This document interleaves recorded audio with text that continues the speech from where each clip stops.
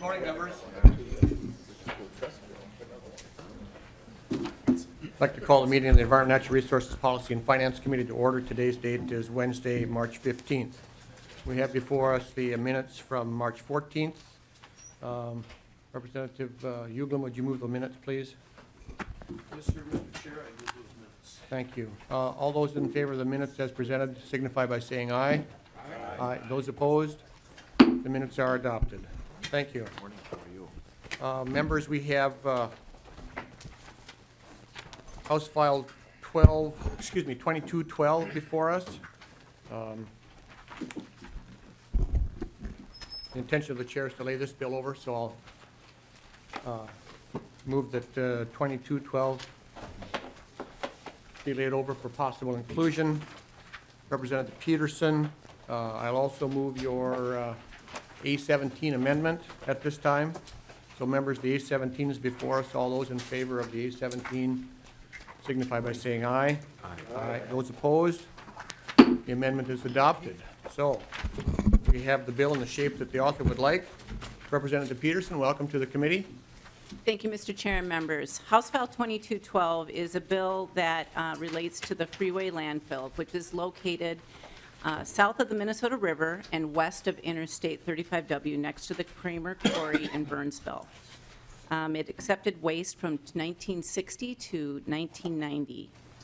There has been remedial investigation, environmental studies, and monitoring devices that have been installed in the landfill. And to our knowledge, the landfill does not pose an immediate environmental risk. However, when the quarry quits mining, which potentially could be 20 years, it could be less, depending on what development brings, water levels will rise and jeopardize the integrity of the water for Burnsville. And that's why it is listed as a top environmental concern, especially being located right next to the Minnesota River.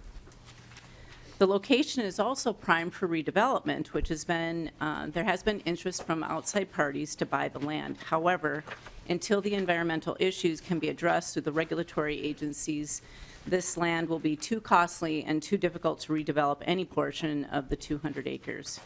So currently there is a transfer station being operated by the owner, and that will be used by multiple garbage haulers in the metro area, and it is not on the landfill.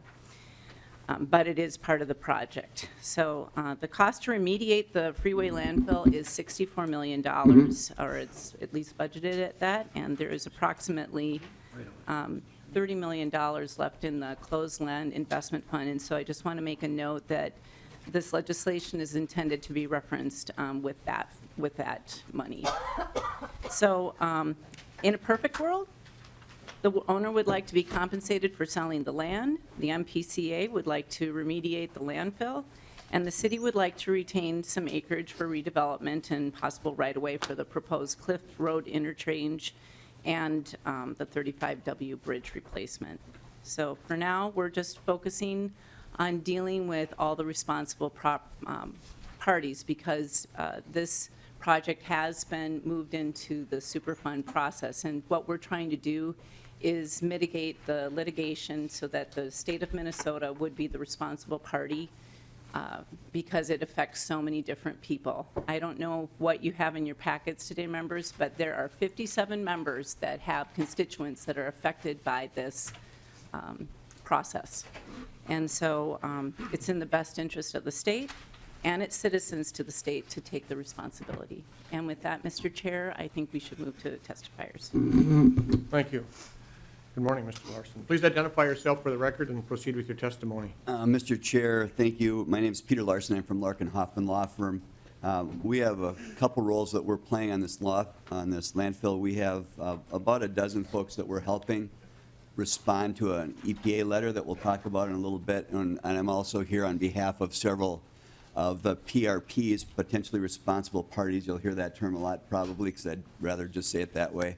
The PRPs that are interested in supporting Representative Peterson's bill. I'm going to just show you from the perspective of a private party how this has happened since the early 90s. I'll add a little personal story along the way when I can. In 1993, I had what was essentially Kirk's job as an assistant commissioner at the PCA, working for Arnie Carlson, was the assistant commissioner that helped pass the Closed Landfill Act. So I can maybe bring a little bit of that perspective as well. In fact, I don't know what you were doing in March of 1994, but I think I was sitting at this table working on the Closed Landfill Act. I provided several pieces of documents, several documents for you, and the first one's dated June 22nd. It's a request for information regarding the sanitary landfill site. So these are all letters from one company. So I'm just going to describe to you how this has worked for one company. So in 1993, this letter, Dear Sir, Madam, request for information regarding Freeway sanitary landfill site, was sent to a whole bunch of parties, many of whom are going to be on the list I'll talk to you about later. So 24 years ago, companies got this letter saying, we need information. We've identified you as a potentially responsible party, and we want information from you. And if you want to, you can look, and there's a 14-item questionnaire on the back that includes all sorts of information. Identify products and services you've produced, identify all the waste you've produced, names and addresses and telephone numbers of current and former owners, things like that. So that was 1993. Now, at the same time, I'll talk a little bit about why this act exists. That was June 1993. I found this August 1993 hearing. Congressman Ramstad was on the Small Business Committee at the time. This was a hot issue back in the early 90s, how landfills were being cleaned up. So there's information in here on freeway landfill. This is a congressional a record of a hearing. It says EPA added the site to the national priority list. That's the Superfund list in September 1985. So what's that, 32 years ago? And one of the quotes in here, the owner of the site has made it clear he will not pay all costs of cleanup, so contribution litigation between the owner and a number of parties can be expected when EPA and PCA decide to move forward with the remedy. So that's 1993 that was described. This describes several lawsuits that have happened, which I won't go through, but here's how this landfill was described in the congressional hearing.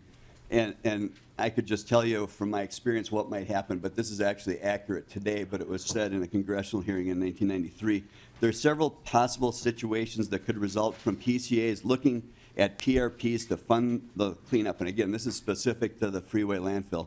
First, the PCA tries to force McGowan to perform the cleanup. He will probably sue the other PRPs to contribute to the cost of remediation. If the PCA targets other PRPs for the cleanup, it's likely that they will try to spread the cleanup cost to as many parties as possible. Finally, the PCA may elect to conduct the cleanup itself and then sue to recover costs later from the PRPs. No matter which scenario plays out, the potential for protracted negotiations and litigation are high at the landfill. So that's 1993. And then just a note, you should know that freeway landfill is actually early in the process compared to the way several landfills were being dealt with at that time. So the East Bethel landfill was also described at that time. Here's what was going on then. The operator of the landfill has sued more than 100 parties to spread the costs of cleanup. In addition, the operator has sued 6 insurance carriers for reimbursement of cleanup and defense costs. So freeway landfill will be where East Bethel was in 4 or 5 years.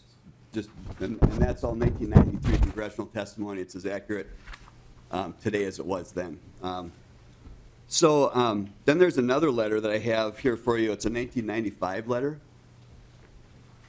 And what happened between the 1993 letter and the 1995 letter is the Closed Landfill Act passed. Closed Landfill Act was funded by bond money, insurance recovery proceeds that were expected, and solid waste fees. So this is the 1995 letter, and you'll see the difference. This letter is about insurance coverage related to the freeway sanitary landfill. The Closed Landfill Program gave the state the right to stand in the shoes of insureds. The state was assigned the insurance coverage. What this letter is a letter to the PRP saying, give us all the information you have on your insurance coverage. So there's people in this room who answered this question in 1995 and gave PCA information on their insurance policies. The state hired a law firm, litigated with these insurance companies, recovered $100 million. That's part of the money that's in the Closed Landfill Program right now. Another attorney and I have been looking into this last couple weeks. Again, this all started in February. and we exchanged emails last night and this morning. He's found one of these insurance settlement documents. The insurance settlement document that he found specifically states that insurance coverage for freeway landfill has been settled. So we want to get more of these documents, but the one that he found said that the insurance companies that signed that settlement with the state specifically settled their liability for the freeway landfill. Now, I still need to get that document. I'll correct it if this all happened last night and this morning. It's consistent with a PCA report on the closed landfill program where they said that they entered into global settlements for all landfills qualified to be in the program. That includes the freeway landfill. So at least what we've learned in the last 24 hours is the people on the PRP list that you're going to see later, the state has already taken their insurance policies and settled with the insurance companies, so there's no coverage left based on what happened. Now, that's all fine because that's the way the program was designed. I remember being involved with the Attorney General's office and PCA staff, and I scoffed at them. I thought, well, fine, we'll do that, but we're going to get enough solid waste tax money, and we're going to get enough bonding money to pay for this because I'm not comfortable assuming that we're going to get money from insurance companies. The state recovered, I think, something like $105 million and paid a third of it to the lawyers. So I think they got about 70 net and sell with insurance companies. So that's what this letter is. You can look at it if you want. It's got a lot of information. What's interesting, again, to today, it's they actually describe, so you're a company that got this in 1995, and you get a letter that says, under the act, once a landfill meets certain legal initial requirements, the commissioner will take over all future responsibility. So this basically describes kind of don't worry. It doesn't say there might be a private owner down the road that won't be willing to enter into an agreement, and we're going to take your insurance policy, but you still might be subject to Superfund liability. Doesn't say that, but that's kind of what's happening now. So that's the insurance letter. And then I'll move forward to the letter that nobody wanted to get, February 10th. So February 10th, this one's dated. You can see it's from Watson Forsberg. I told them that I was going to use this, but you can go online and see the front page of every one of these for all the companies that got this letter. And I'll just jump ahead. You can go to enclosure 1 is the list of responsible parties. I think there's 186 of them on this list. So we got a bunch of calls Friday and Saturday. This arrived certified mail with most people Friday afternoon, and they had to sign it. And it was, I saw one of the envelopes. It's from the EPA. Had a really kind of stark message on the front. You had to sign for it. They opened it up, and we got 5 or 6 calls on a Friday afternoon after they opened the letter. So what this letter says is you've been identified as a potentially responsible party. That's a scary thing for a lot of companies. We can talk about that. So that's why we're here today. As of February 10th, 180 companies got this. So, and you can see in here on the very back, there's a questionnaire that asks things like supply all your financial records to clearly show the company's current financial position, provide a list of employees who had any knowledge of generation, transport, disposal of waste, identify and provide information on the chemicals and hazardous substances you transported to the site. So there's a whole lot of tough answers, tough questions to answer. We've been sitting in a conference room with some folks going through these questions, and it's not a lot of fun for people to try to remember what happened pre-1990. So what's happening now, based on conversations I had with EPA, so there's about 186 companies that had this response due in 30 days from February 10th. Most people, I think, I know our clients got a 45-day extension, so their responses will be due in April.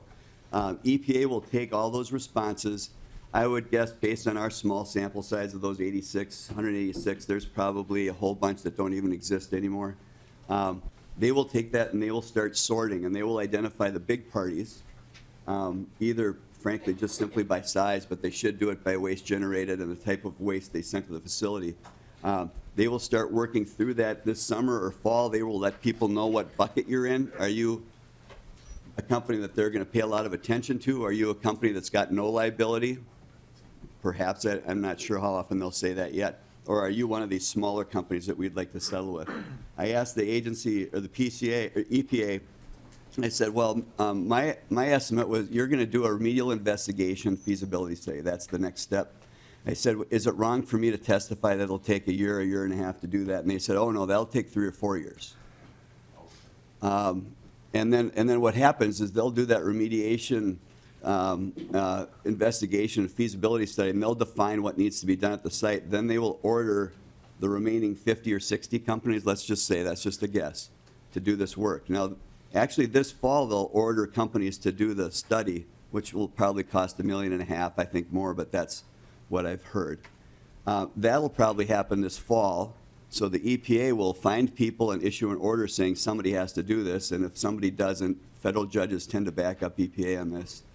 And probably in 4 or 5 years, there's going to be a magistrate that will say to the remaining 50 or 60 companies, there's a $65 million bill due. We have allocated the liability among you. Say there's 50 or 60 people. Let's say the owner, they say you're half responsible, but let's say that, I don't know how much an owner can come up with. Let's say it's $5 million. That seems like a lot to me. There's $60 million left, and there's 50 or 60 companies, and there's going to be an average $1 million obligation by those companies. So that's where we are, and I'll just conclude by saying, when I was at the agency, we had a study that said for every dollar that was spent on Superfund activity at landfills, 50 cents went to transaction costs.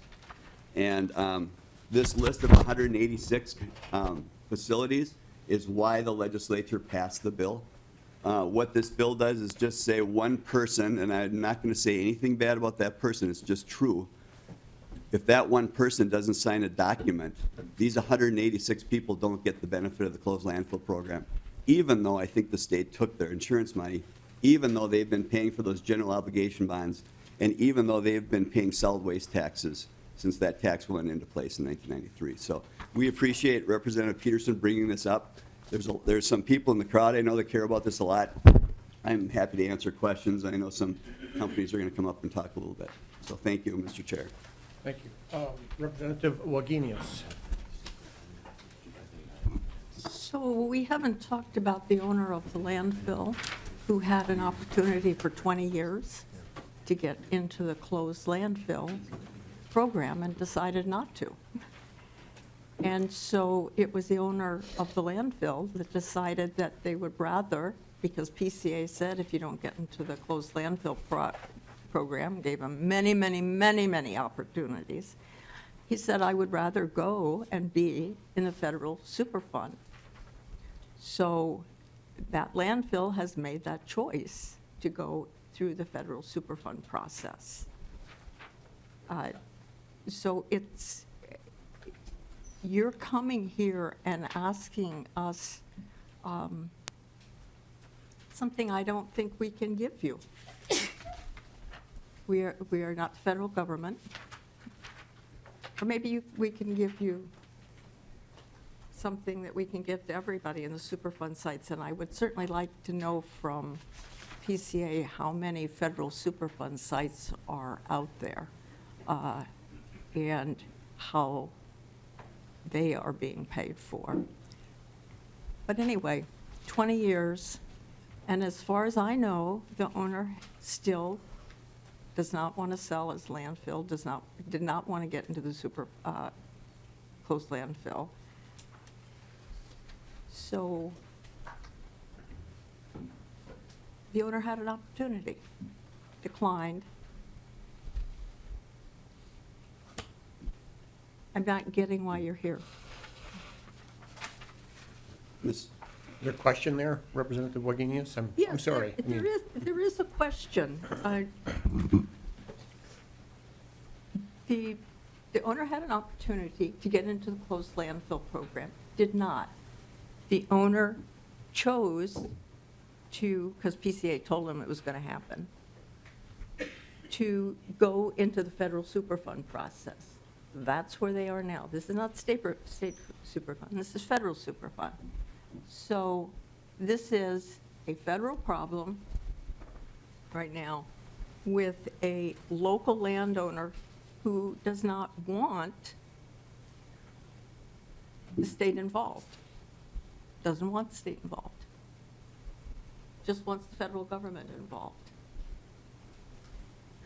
So I don't understand how the state can be involved right now because the state has no jurisdiction over this landfill. None.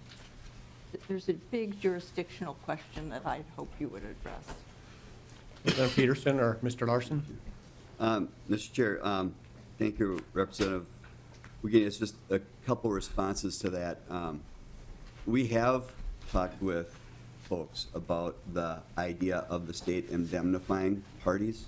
It doesn't affect federal law. You can't, you're right, affect federal law. We've consistently gotten the answer that the state could do this. Now, we've consistently got the answer as well that we need to work a little bit through how exactly it would work and what an indemnification agreement would look like, but we've not had a single person say the state can't do this. And you know, this act was passed in '93 to only cover landfills for a very clear reason. And Superfund sites since then have not been subject to state assistance. Just as a couple of examples of why that makes sense, there's a small business structure in place to allow folks to work through Superfund sites. Often there'd be a Superfund site with one party that owned the property, ran the business, did, well, legal or not, the work that caused the contamination. And then you'd have a bunch of small parties that maybe brought things in. So the Superfund program, and it was part of, I think, the result of that congressional hearing that I described, has something called de micromis parties. And I hate the word because government makes up words, and they made up de micromis because they already were using de minimis. So if you have less than 100 gallons of liquids or less than 200 pounds of solid materials, they decided that for small businesses, you shouldn't have Superfund liability. That's great, except nobody just bought 200 pounds or less of stuff to this landfill, probably.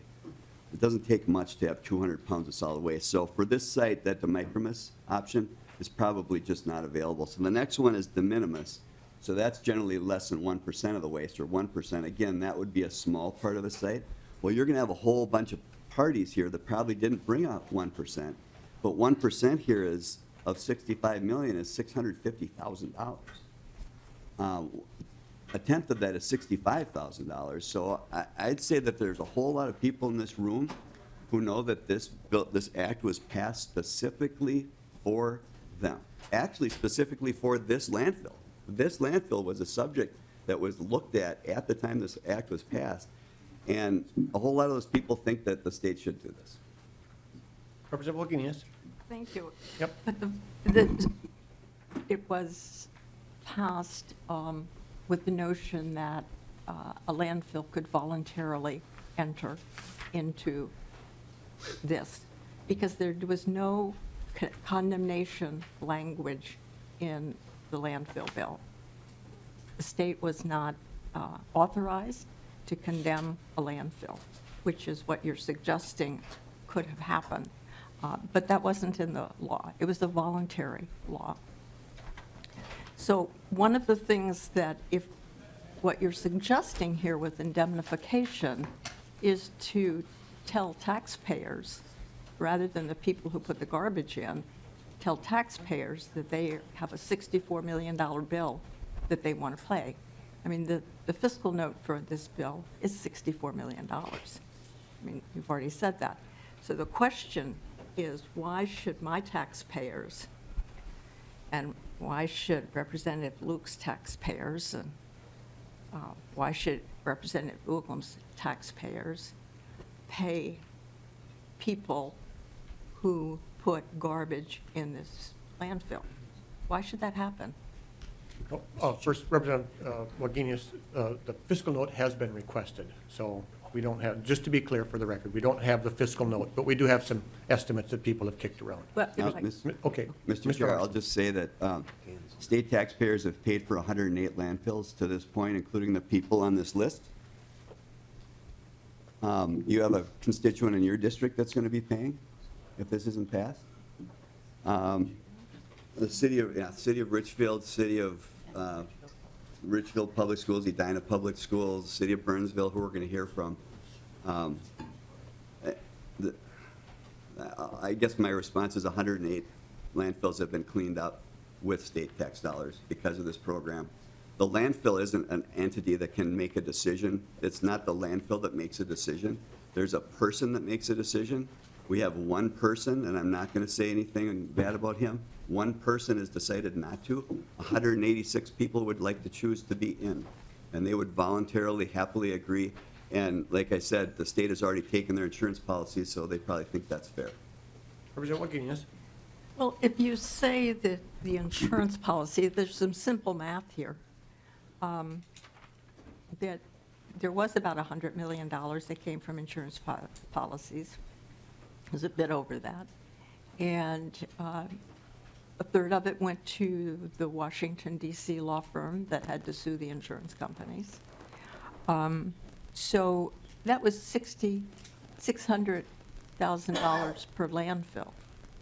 So if you just do it out. So, okay, you can say that perhaps, maybe, I don't know, perhaps $600,000 has been paid for. But that's a long ways from $64 million. So I'm still going to ask the question, I may have one constituent that put trash into this landfill. Why are the rest of my constituents now going to have to pay that one constituent? Mr. Larson? Mr. Chairman, my only response would be, under the law, if one person signs a document, that's what's going to happen. And this bill doesn't change that. All this bill changes is that that one person doesn't get to decide. Oh, Representative Wagenius? In effect, I think you're saying we're going to condemn that landfill.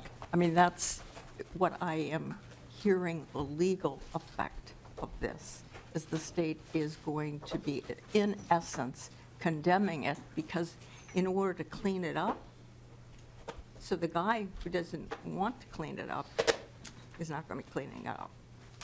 Somebody's got to clean it up. So we don't know if it's $64 million. It's like, that's an estimate. It could be $100 million. And then there is, once the folks who got into the landfill thing got in with the notion of also putting their insurance dollars in. We haven't heard anything about insurance dollars here. And that money then went into what you call the closed landfill program. That's for all the other landfills that have to be maintained for the next 100 years. So there is not free money here. That is for all the other landfills where the money has been set aside, and I think you remember that Representative Dennis Osment did that, to set aside that money to make sure we can maintain all those other landfills. So there's not a dollar sitting here for this landfill. It would be the responsibility of the rest of the taxpayers in the state. Representative Uglum? Thank you, Mr. Chair. A question for Mr. Larson. I wasn't here in 93 or 94, and you, of course, gave a very good history of this. But, so you have to excuse me a little bit, but so the Landfill Cleanup Act of 93, in your testimony and your estimation, the insurance companies basically, for all these individuals, paid close to $100 million. And I'm assuming that most of these individuals then thought that the settlement was made. Is that correct? Mr. Larson? Mr. Chair, Representative Uglum, yes. I think that it happened so long ago that I even had to look and make sure that what I understood to be the case is the case, that those insurance companies settled for all these landfills, including Freeway. But yeah, those certainly that letter that I gave you would, if you got that, you would have read that to say, I'm giving up my insurance policy, the state's taking over this landfill, I'm relieved. Mr. Chair? Representative Uglum? Mr. Larson, so, I mean, really, in the eyes of a company or a school district or whatever, that's what insurance is for. They bought the insurance and they felt that at that time then that their liability was ended. Yeah. Mr. Larson. Mr. Chair, Representative Uglum, yes, post-1985, you couldn't have bought an insurance policy that would have covered this. Pre-1985, which is the basis of the settlements, yes, you would have talked with your agent, and they would have talked with the company, and they would have said, whatever your policy limits are, you have coverage, and that's what the state took and settled. Representative Uglum. Mr. Chair, thank you. Mr. Larson, well then, how is it that the EPA, the federal EPA, is taking this action now? I guess, is there a lack of coordination with Minnesota Pollution Control Agency on this, or what is the situation? Mr. Larson. Mr. Chair, Mr. Representative Kadelka, Uglum, excuse me too. Mr. Kadelka, you may be on deck here. I'm not going to say anything bad about either the PCA or the landfill owner here, because this was a good program and they've been working hard on this. I think it just came to a point, from what I've heard, that they several times attempted to come to an agreement that would have allowed it to go into the state program. It didn't. It's a state Superfund site. EPA is pretty cold-blooded about this. They have a Superfund site. They got a law. They're going to find people to pay for it. They're going to order them to clean it up. And that's where it's gotten. I don't think it's from a lack of coordination. It's just where we are. Commissioner Kadelka, you have anything to add to that?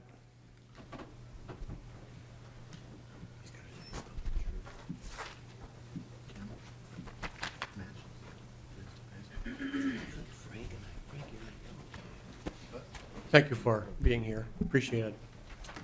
Can you identify yourself, please, for the record? Mr. Chair and committee members, for the record, my name is Kirk So that Kadelka. 26 years from now, we'll know who you are.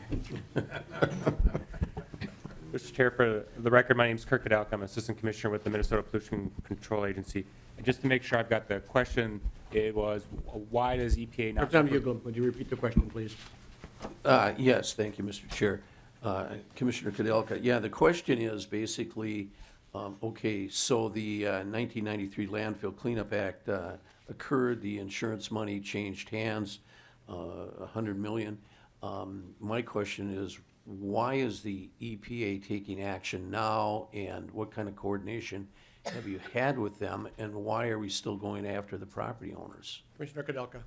Mr. Chair and committee members, so we have been working with EPA on this information on the landfill. Let me back up a little bit. The closed landfill program only works because EPA allows it to work, and it represents that in the statute 2, where it specifically states it needs a concurrent determination by EPA to allow it to work. And how this is played out on 109 landfills is MPCA and EPA have come to an agreement. EPA said if PCA takes care and cleans up a property and meets our requirements, they will allow the closed landfill program to meet the needs of Superfund. However, in this case, EPA has noticed the state and said that there has been no action on this. If you cannot come to a resolution, we will take action on it. As a result, EPA and federal law trumps any state law, and they are going through the federal process, which is to go after the potential responsible parties, the PRPs, which include 180 some that they sent out the letter to. Mr. The Chair? whole, Yep, Representative Uglum. Thank you, Mr. Chair. Commissioner. Commissioner Kadelka, so there was $100 million that from the testimony here, that the state of Minnesota got from insurance companies and everything else, minus attorney's fees, of course. But why is it that there was no action taken after all of this time with MPCA? Commissioner Kadelka. Mr. Chair and committee members, those settlements were global settlements for all the eligible sites, and those dollars were used to clean up many sites, and in the closed landfill investment fund to help with the perpetual care of those sites. Specifically to Freeway Landfill, the entire program is based on the voluntary entry by the landfill owner. Without that, the agency cannot use the program. It is all set up for voluntary entry. The program was not anticipated that a landfill would not enter the program, because folks all saw landfills as a liability and a negative cost to them. And so there was no reason for it to believe that a landfill wouldn't enter the program. Okay. Representative Uglem. I may have some more questions later. Thank you. Representative Hanson. Thank you, Mr. Chair, and, for the folks in the audience who received the letter, I can understand their frustration. It looks like some of them may have been children at the time that first started. If, I have a couple questions for Mr. Larson or Representative Peterson.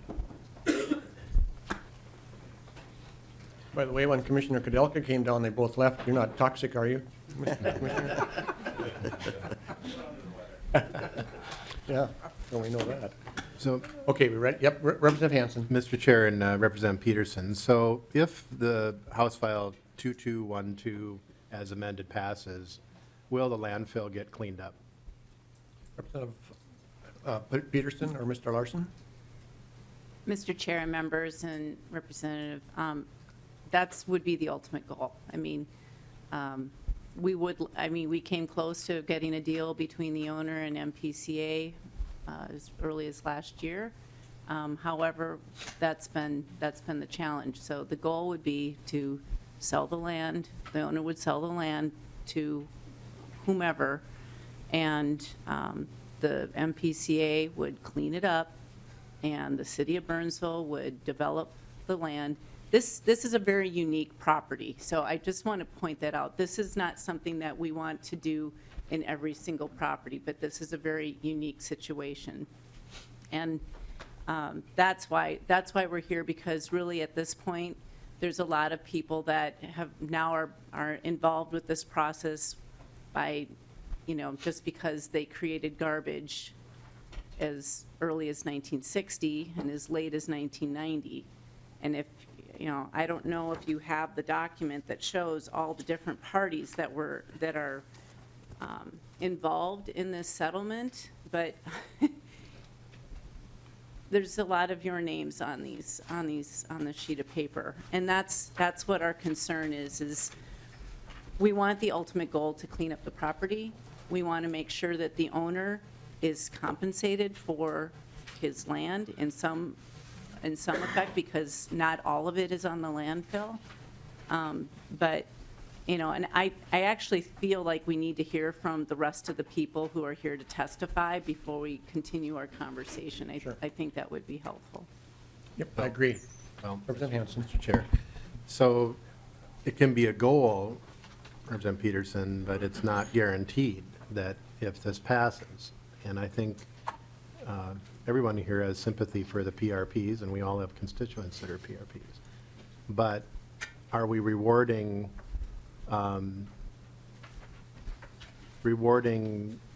recalcitrants in terms of the operator not wanting to go into either the voluntary program, so then it goes into the clearly identified hard regulatory program? If we indemnify the PRPs and still it doesn't get cleaned up, it's still the decision is with the owner. So then we're back where we are, where we have the potential cleanup costs still there if he doesn't want to participate. Representative Peterson. Or Mr. Larson. Yes. Mr. Chair, Representative Hanson, I can't tell you how much this might speed up this bill cleanup, but I'll tell you that it would remove some claims by a lot of parties. So to the extent there's fewer claims, the legal process might move faster. And I don't think that this bill is going to affect a federal district court judge listening to EPA's orders and that judge making sure that people are on a schedule. So I think we just are where we are, as long as this is in the Superfund process. It would go faster if it was in the closed landfill program. And I think it will go slightly faster if this bill passes, because you'll have fewer people that are inclined to participate in lawsuits and file their own claims, which I'm sure would happen. Representative Hanson. Thank you, Mr. Chair. And on that point, Mr. Larson, we generally You know, and I understand this is more through the Superfund process rather than through litigation, but we generally don't engage as the legislative branch when there's judicial activity occurring. And I understand this is more an executive administrative, federal executive administrative act, but are we engaging in stepping in the middle of the process here as it's going on with legislative action? Are we doing something we generally try not to do? Mr. Larson. Mr. Chair, Representative Hanson, imagine me with no gray hair and no kids sitting here in the early 90s, and I'd be sitting here telling you we're doing this because there's so much litigation going on. That's why this happened, is there was so much litigation going on, and the state decided to stop it. Representative Green. Thank you, Mr. Chair. My question was actually for Commissioner Kudelka, but if we've got other testifiers, maybe it'll be answered in the process. So as Representative Peterson said, maybe we can get to the other testifiers and see what happens. I appreciate that, thank you. Representative Wagenius. Thank you. And then while that's happening, I'd like the, Ms. Coutts, is it, from? Coutts. Coutts, I'm sorry. The mayor to come down? Yes. Proceed, Representative Wagenius. Thank you. Representative Peterson, you talk about compensating the owner, and letting the owner sell the land. So we are going to ask taxpayers to clean up the land so the owner who wanted to go through the Superfund process can sell his land and make a profit? Is that the outcome you're anticipating here? Representative Peterson. Thank you, Mr. Chair and Representative Wagenius. I'm not involved with the negotiations that are between the MPCA and the owner. I just know that he would like to move on. He would like to sell his land and be out of this process. And whatever that settlement is would need to be negotiated between those two parties. Representative Wagenius. I think this is a huge piece of the puzzle. The owner has had that opportunity for 20 years to have his land go into the closed landfill program. But it is a voluntary program. And it appears from your testimony that he wants to keep the land. Have us indemnify folks, in other words, we'll pay for the cleanup, and then he retains the land that we've cleaned up, and he gets to sell it at a profit. I mean, that's what I hear is part of the outcome here. And that probably doesn't feel very fair to the folks who would be asked to clean it up. Thank you. Mayor Coutts, thank you for being here. Identify yourself for the record and proceed with your testimony. Chair Fabian, members, thank you so much for allowing me to speak with you this morning. Elizabeth Coutts, Mayor of the City of Burnsville, 100 Civic Center Parkway. Members and Mr. Chair, I come to you to speak on our shared values. All of us, you and we in the City of Burnsville and others who are responsible parties, care about the environment. And we also care about clean water. The item that is before you is a landfill that sits on top of the Prairie du Chien Jordan Aquifer. This is water that all of us draw from. And it is something that we as Minnesotans are proud of, that we have this wonderful, rich resource within our asset base. So we ask you for your help. We have a landfill that sits on top of it. It also is adjacent to the Minnesota Wildlife Refuge. These are all great assets for the state of Minnesota and for all of us. We need to be proud of that. And we need to make sure that we all, as citizens of this great state, value the environment. And I know you do. And we also value our water. Others are very, very jealous of the water that we have here in Minnesota. So I come before you to speak on behalf of those who are responsible parties, who are not landfill operators or owners or haulers. I'm here on behalf of the citizens of not only Burnsville and those who are responsible parties and the businesses, but for the school districts and the municipalities. Ladies and gentlemen, what we have here are citizens. Minnesota, there are no boundaries. We move in and out of cities and school districts. So it does affect us, Representative Wagenius. It affects all of us. But what's more important is the environment. What's more important is the water. And we need to be mindful of that. We need to make sure that this landfill is closed properly. I've been the mayor for over 22 years, and I've been working on this ever since then. I've worked with the EPA administrator and others on this issue. Because why? Because our children and our grandchildren deserve to have clean water, deserve to be enjoying an environment that is pristine. So I ask for your help. And I also ask that it is closed properly. So I know that there are many questions that you have, but let's move through the process. It's been over 20 years that the MPCA has tried to close this properly, but it is in conjunction with the EPA and the laws of our country. So please help us.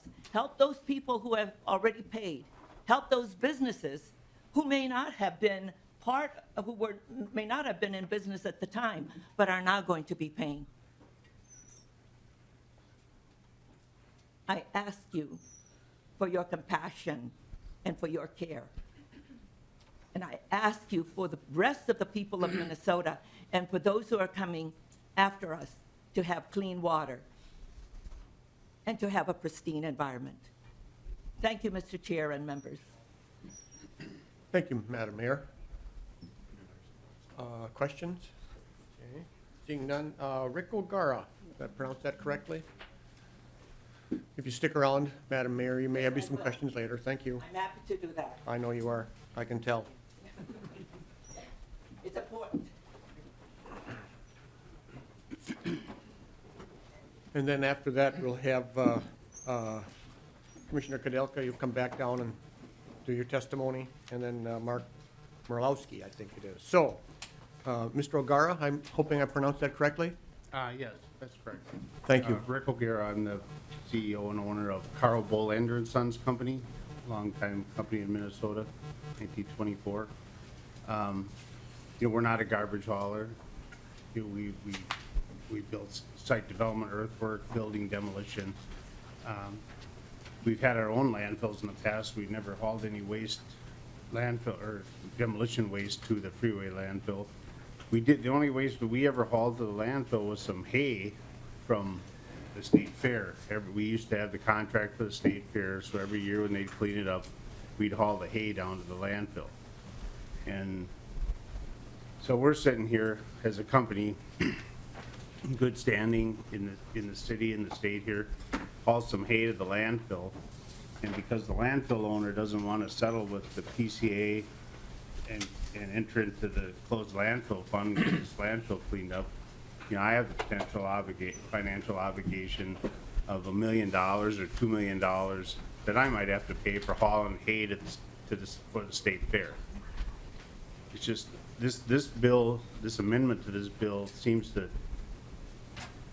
change, take it out of the hands a little bit from just the owner of the landfill and let some of the PRPs have a say in the landfill, the closed landfill program. We've all paid in as taxpayers. They got $100 million from the insurance companies, but everyone here in this room pays fees on their solid waste to go into that closed landfill fund every day. So we're all paying for that, and we're going to continue to pay for that. But why not use it? It's to protect us people. It's to protect everybody from multiple lawsuits. My only recourse will be to go to sue the state fair.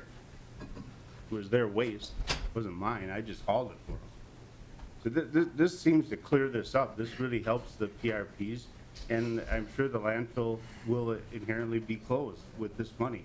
I'm sure hoping that. That's really all I have to say. This is for the PRPs. Thank you, Mr. O'Gara. Appreciate your being here. Commissioner Kudelka, please.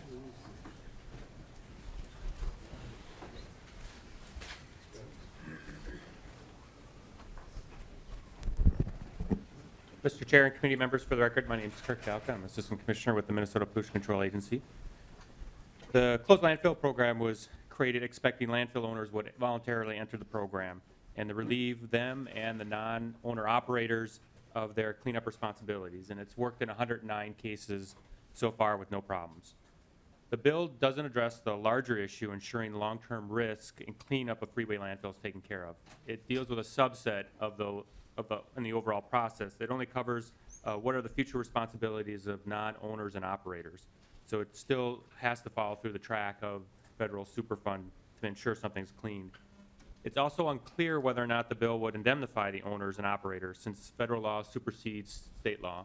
We've talked a little bit about how that works just with the closed landfill program as it is in current law, so that's one of the questions we still have. It's a number of them that needs to be resolved, questions and concerns, before we can be comfortable with the bill or form a position on it. Some of those include, how is EPA going to look at this? What would the roles of the non-operators and owners be? Will they still need to provide information to help out the process? Would they be in the remedy selection? Or would it just be up to the state and the owner-operator of a facility to take care of, to work this all out? Would EPA actually cover non-cleanup expenses, or would the state be able to? Under the definitions here, legal and administrative costs are not included under the terms environmental response costs. So those would still fall on the non-owner operators unless EPA defined it in a different way. That's a concern or question we have with the amendment. I also need to clarify that if the owner-operator decides to sue non-owner operators and those legal costs, are those costs that the state now is on the hook to pick up, or if those are costs that are still incurred by those parties. The closed landfill program was created to get out of this whole legal administrative network that Mr. Larson was talking about. This bill, it's unclear how it puts us back into it or doesn't put us back into that process, and so we have questions before then. There's also questions about the funding source for it. It's mentioned the remediation fund. The remediation fund does not have the dollars available to clean up this site. Historically, the agency has come to the legislature for bonding dollars for large landfills. For instance, WDE, which is currently on the request for the governor's budget, and others in the past, including Flying Cloud, Woodbury, and others. We have a question now, since this would, the cost the state would be incurring would be indemnifying non-owner operators. Does that meet the terms of what is a public use for bonding dollars? Does this jeopardize the use of bond dollars for it? Another question that we're trying to sort out with MMB, and if bond dollars are used, would EPA allow for it? Bond dollars have strings attached. They cannot be used for a private purpose for 37.5 years. Is that something the owner-operator would agree to? Would EPA agree to? And that it also needs to be clear that there's only one standard version of any binding agreement for non-owners and operators. The cost to the agency alone of trying to work out different agreements for 180-plus potential responsible parties would take away from other activities at the other 109 landfills that we're working on. So we are in the process of trying to get these answers. A lot of them are from entities not here, mostly EPA. And as we continue to move through this process, we will talk to the author and share what we learn. Thank you. Representative Hornstein. Thank you, Mr. Chair, and Mr. Kudelka. I guess what's frustrating to me in this whole scenario is that, we have the owner and the operator of the landfill who, I assume profited handsomely over 30 years here, and would, again, profit from selling the land, did not enter into this voluntary program. And I'm wondering whether you could go through the chronology of your conversations and discussions with the landfill owner, because it seems to me if we were able to, have that piece solved, we could, begin to, resolve this larger question, because, the Superfund program, after all, is a polluter pay initiative, not a taxpayer pay initiative. So maybe if you could run through the reasons and maybe that the operator didn't enter into this voluntary agreement in your conversations over the years, I think that would be very helpful. Commissioner Kudelka. Mr. Chair and committee members, for a quick history, the agency has been working at this for a number of times. In early 2000, a group of investors proposed an amphitheater to be built on the western part of the property, and there was belief there that the binding agreement would be signed. That fell through. In 2006 and 2008, agreement was close to being signed until cost estimates increased, and it was noted that the landfill owner-operator would be asked to cover a part of those costs through environmental lien. And then most recently, the city, county, and state have worked for 3 years to find another remedy to come into the closed landfill program. Why that ultimately failed and why the owner-operator decided not to enter, I will not speak for them. I think they could express their concerns. It was unfortunate. It does put us into the federal Superfund process, and it didn't have to be this way. Well, Mr. Okay. Chair, I just think Yep. that's an important piece of the puzzle that we're not getting some answers to, and I'm extremely concerned and frustrated by that. Thank you. Representative Green. Thank you, Mr. Chair. Commissioner, in looking at some of the stuff that has gone on, reading up on this, and what you just said now, that the cost increased and the increased cost was going to be laid on the landowner, I can understand why when you're in an agreement and you're getting close to an agreement, and all of a sudden you get laid on with another increased cost, why you'd back out of that deal. That sounds reasonable to me. But in the negotiations, then apparently the landowner was concerned about the fact that in this deal he wouldn't be able to continue to operate his existing transfer station. And so I'd like the answer to that. I mean, was that in there? And then also, it sounds like a pretty big piece of land. Now, in the agreement, was he going to be able to retain the land, or was the land going to be taken at a cost that he wouldn't agree to? Commissioner. Mr. Chair and committee members, 2 questions. I'll start with the ownership piece overall. The program does not require the land to be turned over to the state. There are multiple instances where a local unit of government or private entity has not turned over the land to the state because it is a voluntary program. What is required is access and restrictions to ensure that the cleanup can be done and kept up. So whether or not the property is turned over to the state is entirely up to the landfill owner. In terms of the question of the transfer station, the transfer station itself sits on top of the landfill, including property that leads up to it, which would need to be dug up and put on a liner. What the state proposed is that entering into the program, the state would do the cleanup, would arrange for temporary roads, much like MnDOT does during road constructions to businesses, to allow continued operation of the transfer station. If it was found that there was trash underneath the actual buildings and that, there was information on how that would be handled to allow for the continued operation of the facility. The state made every effort to allow for that facility to continue operating, working with the city and the county on that.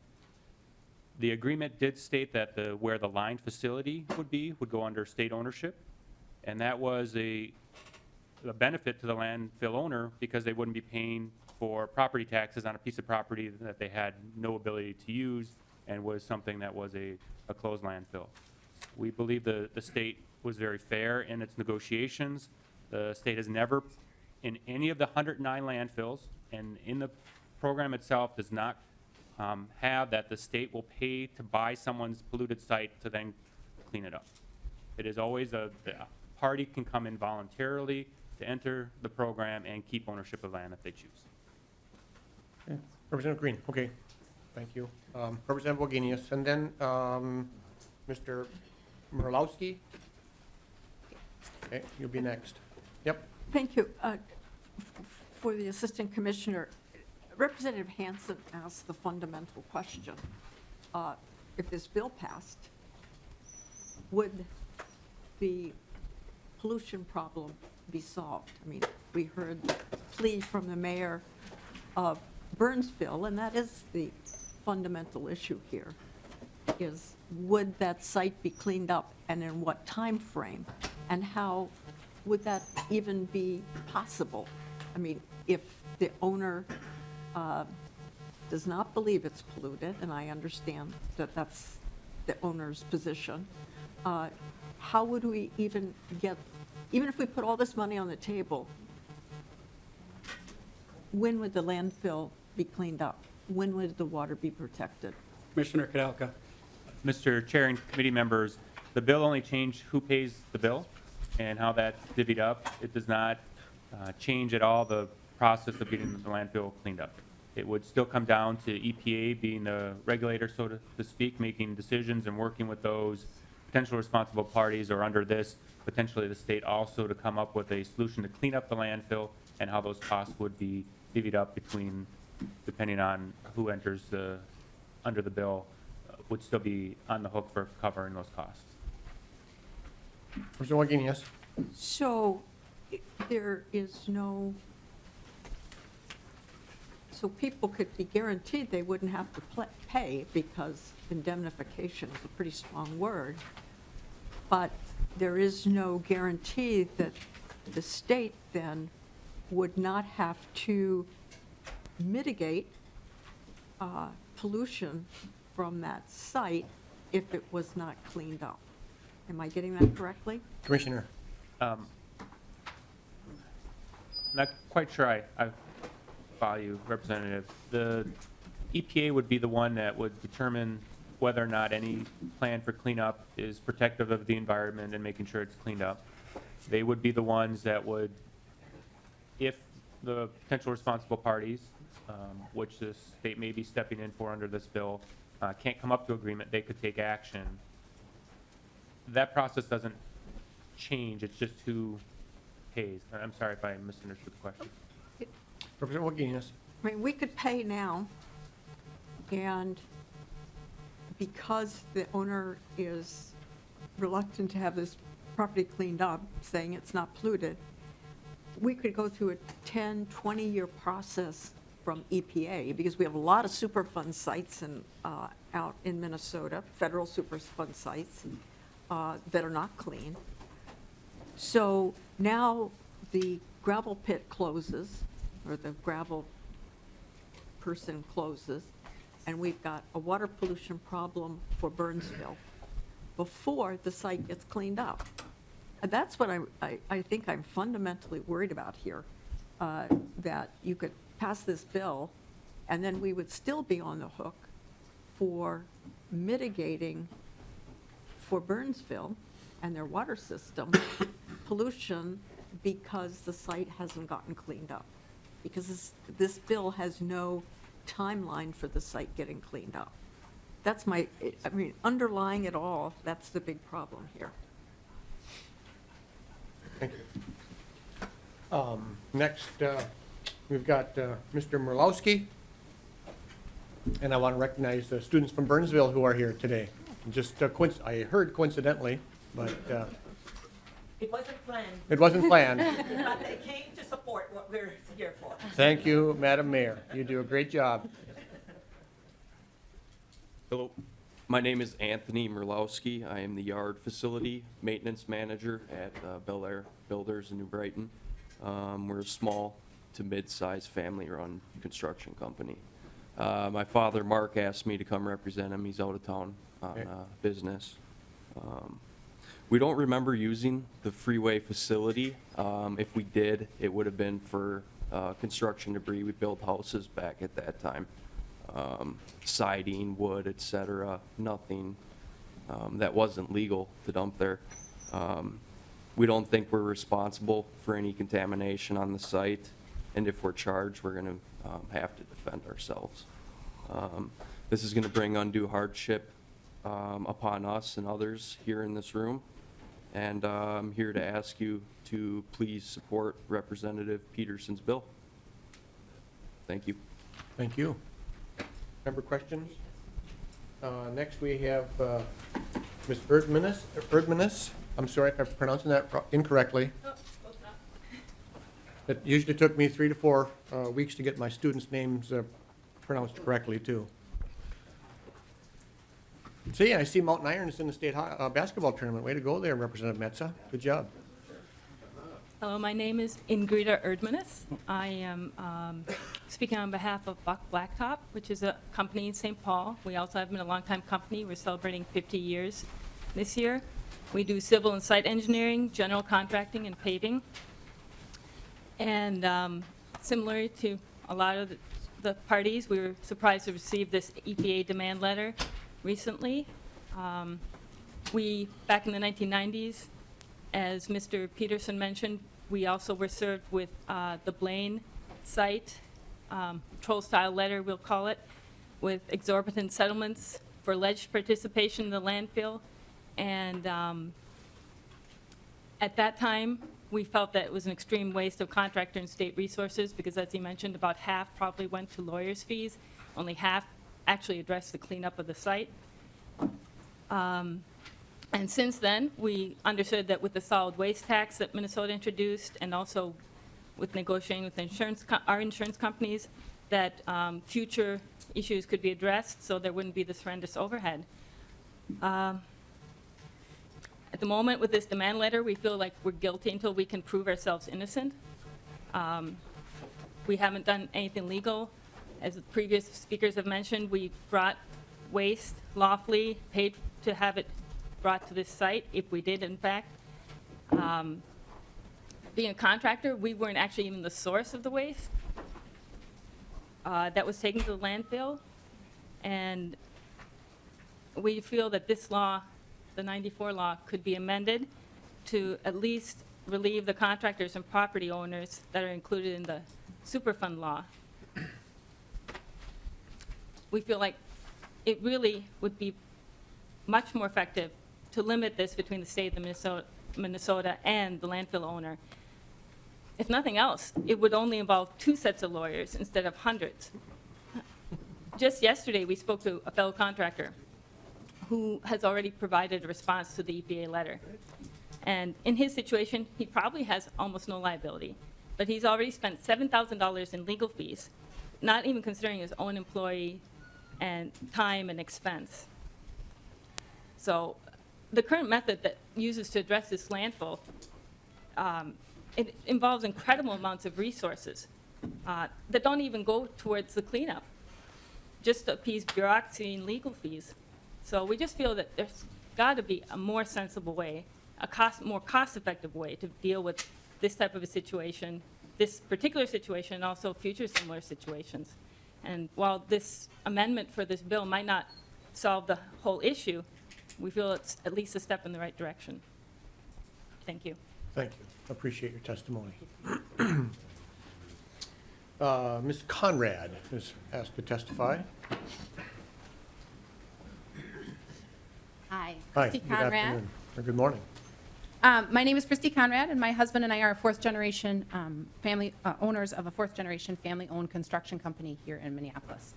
Our business is A.E. Conrad Company, and we were recently notified by the EPA that our company may be partially responsible for the cost of cleanup at this Burnsville site. We were astounded.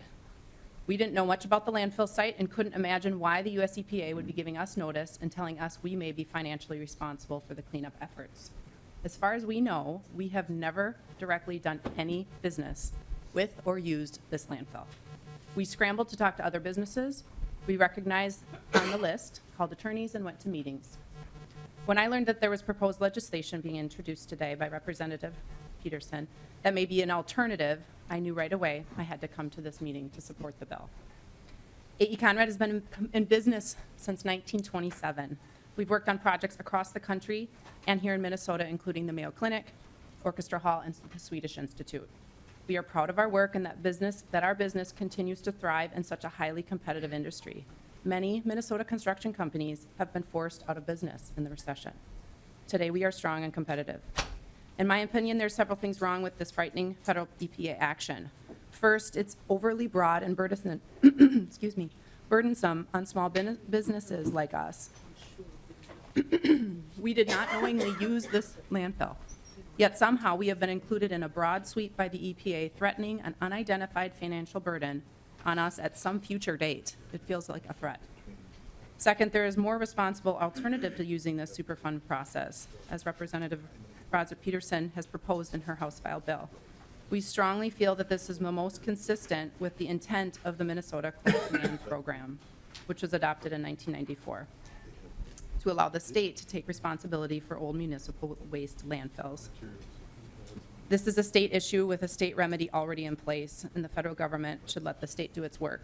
Or is it possible there may be reasonable alternative state remedies that may relieve our businesses and other PRPs responsibility? Please, I ask you to explore.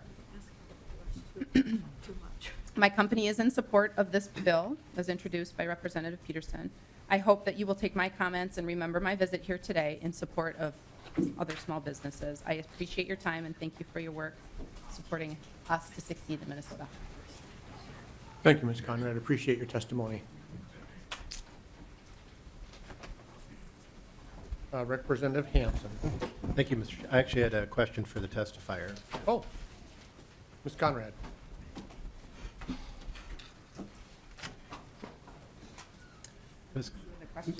Ms. Conrad. Proceed.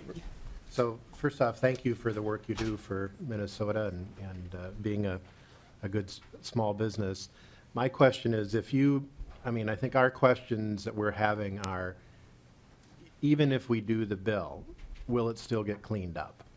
And that our concern is, this is a long time, it's 20-plus years, 30 years of this going on, and I think the EPA is doing their job as they were, and what we're actually, as Minnesota being, we tried to be creative almost 30 years ago and to provide an alternative, a voluntary program.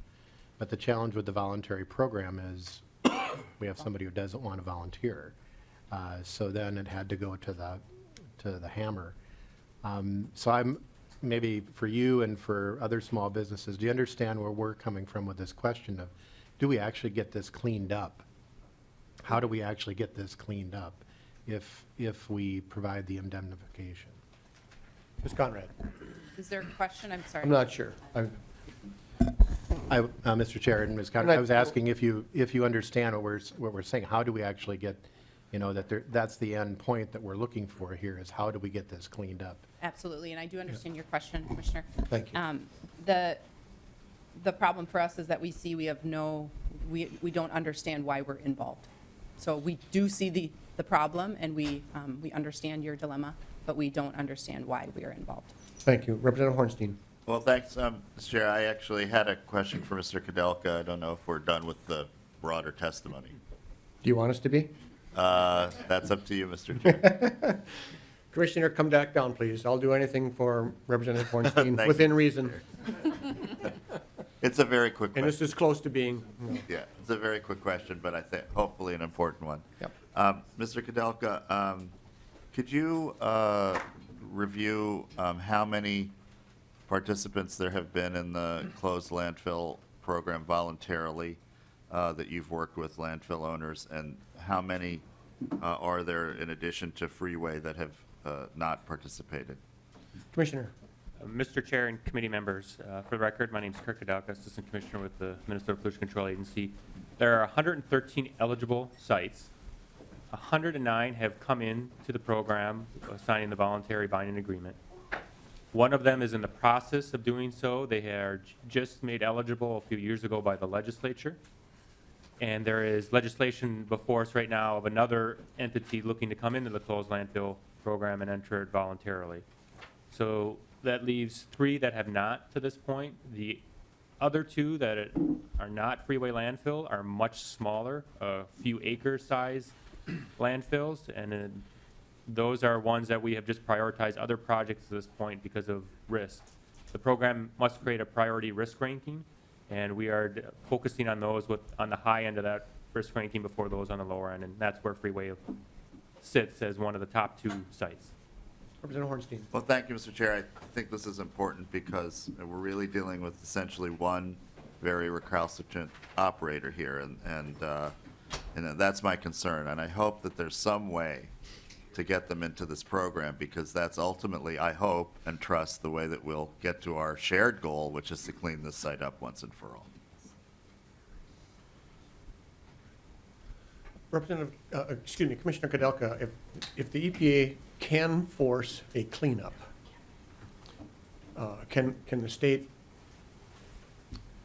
reject that? I mean, where are we at?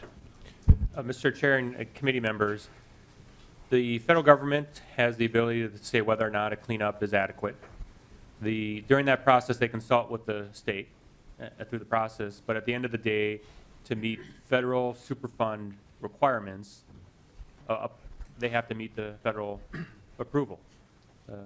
Many sites are both state and federally listed Superfund sites, such as this one, so it would also have to meet the state's requirements to ensure it's cleaned up. And that's all across the nation, set up that way. And the follow-up question then becomes, can the state force a cleanup? Mr. Chair and committee members, under the closed landfill program, no. It's a voluntary effort of coming into the program. Under Superfund, if federal government is the lead on this, and they would be the ones to move forward on whether or not the timeline is moving to their interest.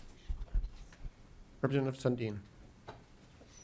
Thank you, Mr. Chair. I will not ask a question, but I need to make a statement here following up some of the testimony from the contractors that were here. There's a couple different kinds of contractors. I've been in the construction industry for almost 40 years, in and out of these dumpsters that are going into these landfills. And 9 times out of 10, in the olden days, we didn't even know what we were handling, you know? And sometimes that's still the truth here. We've got professional licensed builders that do some good work and educate themselves on the materials that they're handling all the time. I didn't hear from either of the contractors that were testifying today about any training programs educating themselves on handling materials that go into these landfills. You know, there might be resins, there might be glues or plastics, all kinds of things that are going to contaminate one river or another. And we just didn't hear anything on any proactive education components for their workers and taking responsibility. And even the haulers, you know, the haulers that are picking up this construction debris, do they even look at the garbage? You know, is there something in there that shouldn't be going in there? So before contractors come here and, you know, tell everybody that they're doing good and they don't want to be held responsible, I see nothing that they've done to proactively take themselves off the hook and prove themselves that they're responsible contractors or responsible haulers. So be part of my message to them is be part of the solution rather than show up and complain about being picked on afterward. Thank you. Mr. Chair. Not sure I agree with that. Mr. Chair. Representative Peterson. Well, I mean, you know, the rules have changed significantly since 1960, and this landfill was not, there's nothing been added after 1990. So this is going back several decades ago, and so I just find it that what we're doing now is something that happened in previous generations. Now we're holding these small businesses accountable, and that is really what the crux of this bill is about. It's about just saying, you know what, things happened before, let's look to the future instead of looking in the past and try to help people that have been testifying here today. That's what this bill is about. It's not going to solve all the world's problems. It's not going to solve everything, but it will help these people who have been put in this situation out of no fault of their own, is the way I look at it. Just because they hauled hay from the state fair to the landfill doesn't mean that they should have to come up with $64,000. I mean, that's really what these people are facing. So that's all I had to say, Mr. Chair. Thank you, Representative Peterson. Representative Johnson B. Mr. Chair, I've been sitting here listening to what's been stated today, that one thing comes to mind. The people on this list that we have here, there's 100, close to 160, I think it is. Their insurance companies have already paid for this bill. They paid for the cleanup. They have, some of them apparently, what we've heard today, they have letters from their insurance companies and was sent out that it's been taken care of.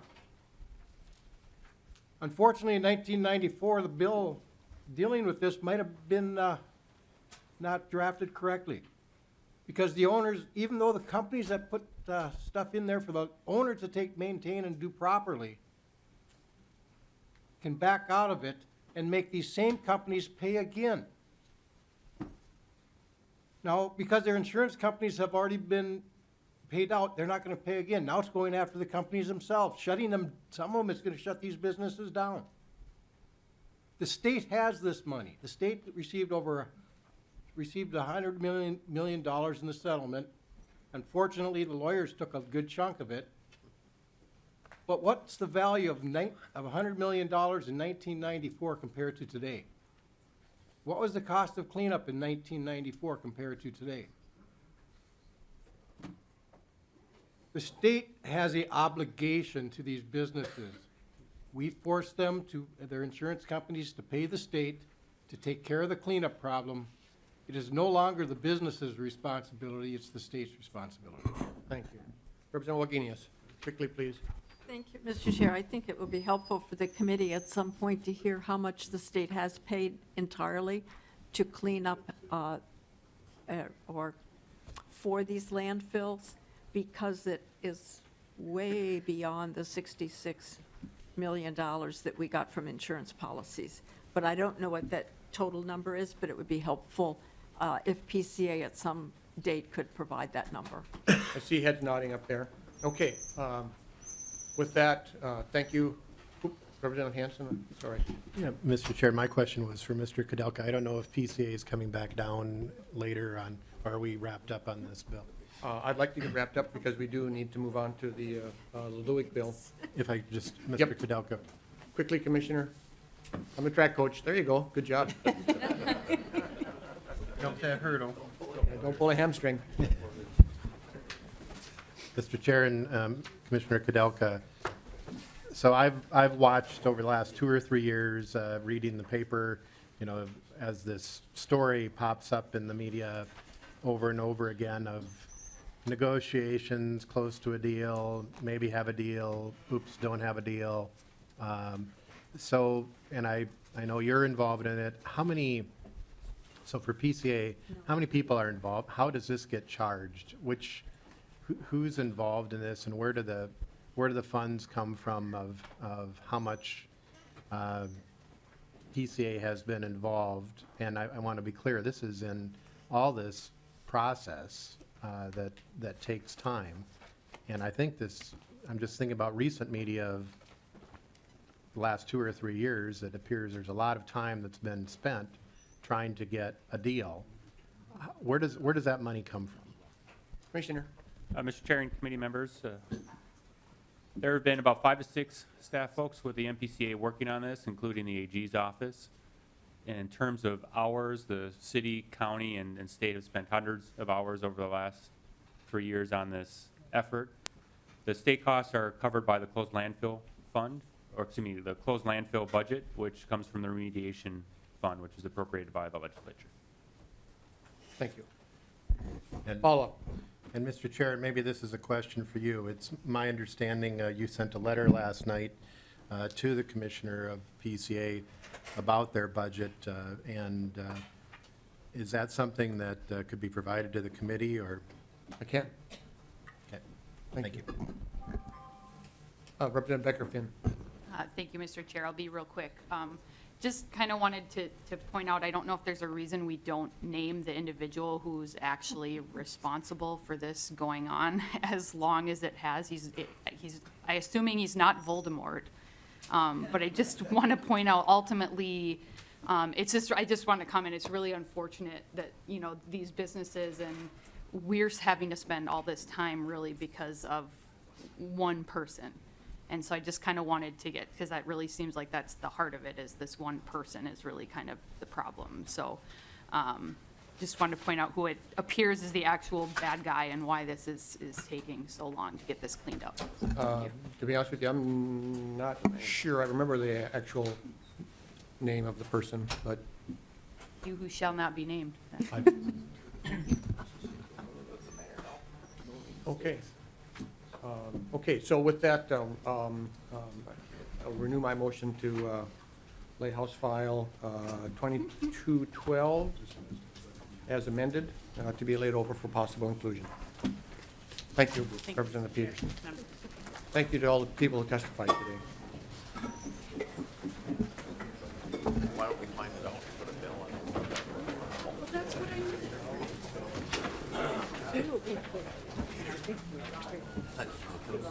All right, Representative Luick.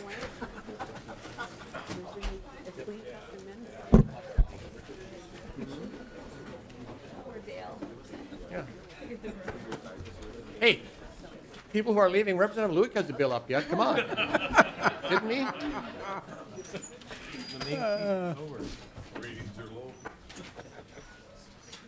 Representative Luick. Thank you, Mr. Chair, members, and I would like to bring House File 1233 before the committee, and I believe that would be laid over for inclusion in a additional bill. That's correct. Thank bill, you, Representative Luick. Mr. Chair and members. First of all, you see there are a lot of folks didn't get up and leave. Quiet in the room, please. Take your conversations to the hallways. Oh, cattle guy. We got the I cattlemen was just going to association say, here, so Mr. they Chair, can hear them out. I wanted to recognize the folks that didn't leave, that just showed up here a little while ago, that got to see some of the things we work on, and those are folks that produce food for America's tables, and in fact, some of the, clearly the best beef in the United States and the world.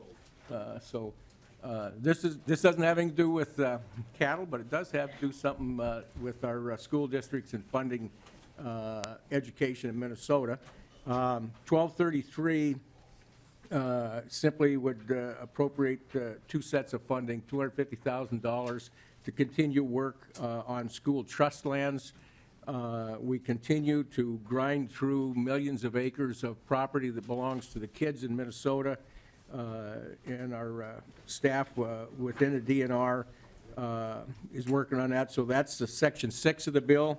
The first part, Section 2, is $500,000 that we would use to continue the longstanding process of rescuing some 83 to 86,000 acres of school trust land that is locked up in the Boundary Waters Canoe area, and since 1964 hasn't generated a nickel of funds for our schools. And I don't want to belabor the history. I've certainly got the history on this, Mr. Chair. It goes back 50-some years, just a deal that was never consummated with the federal government. We're moving forward as fast as we can on that. That $500,000